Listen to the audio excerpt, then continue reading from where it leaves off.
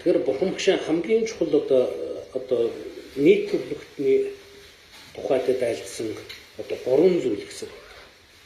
Тэгэхээр 3 зүйл хэсгийн анханд нь бол үүлийн үр гэдэг зүйл байна. Өөрөө бусдад хорлолтой тусдаа юу үйлдэн тэрний үр дагавар өөртөө иргэн болгодог. Энэ бол ертөнцийн зүйл тогтол байна. Орших ёсны одоо жон үүлийн үрийн шалтгаан хүсэл дээр суурилж байна гэж хэлж байна. Эндээ суурлагдаад энэ ертөнцийн оршиж байгаа амьтан болгон бүгдээр үхдэг төрдөг. Үхээд төрдөг юм бол төрөл дотондоо бид ихтэй алгатай байдаг. Алгатай юм бол одоо энэ орчлонгийн шин амьтан болгон бүгдээрээ аль нэгэн цагтаа миний их болж явсан байна.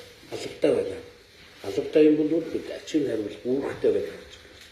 Аль зүйл нь бол одоо гол сэтгэл буюу хамаг юм тэгшид хайрлах арга зам.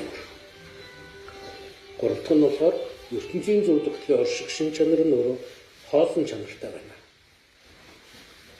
Тэндээс шүтэн барилдлагаар одоо оршиж байна. Өнөөдөр тэр Богдломын зохиосон одоо шүтэн барилдлагын үүднээс одоо бурхан багшийн одоо магтаал гэдэг тэрнийг харахад ертөнцид одоо хоосны номлогч одоо багш нар байж болно. Оршиж байгааг нь одоо номлодог тийм багш байж болно. Харин миний бурхан багш бол одоо шүтэн барилдаж оршиж байгаа гэдгийг одоо айлцснаар гайхамшиг юм аа гэдэг Богдломын магтсан бурхан багш шиг магтсан магтаал дээр тийм зүйл гарч. За ийм 3 зүйлийг бид одоо бурхны шашинтнууд чухалчилж үздэг. Тэгэхээр тэрний одоо хамгийн анхных нь одоо үүлийн үрийн шалтгаан нөхцөл гэдэг нь бид одоо үүлэнд мунхарсан төрлөختнийг эгэл төрлөختөн гэж нэрлэнэ. Үүлэнд мунхарсан төрлөختөн гэдэг нь юу хэлдэг вэ гэхээр өөрөө өөртөө амгалан сайныг хүсэж байгаа боловч амгалан сайныг шалтгаан болсон зүйлийг хийдэггүй. Өөрөө өөртөө амгалан жаргалантай хүсээд байгаа хэрнээ тэрнийхээ эсрэг хорлол болох одоо муу үеийг одоо илүү хийдэг. Тийм учраас энийг үүлэнд мунхарсан төрлөختөн гэж нэрлэдэг. Тэгэхээр одоо юу гэдэг ертөнцийн одоо зөв тогтол оршихын одоо ертөнцийн хууль юу одоо бид одоо ертөнцийн зам бас гэж нэрлэдэг байгаа юм нь бол үүлийн үрийн шалтгаан нөхцөл буюу кармагийн хуулиар зохицуулагддаг. Тэрнээс биш хэн нэгэн одоо эзэн тэнгэр бурхны хүчээр энэ зохицуулагддаг вэ?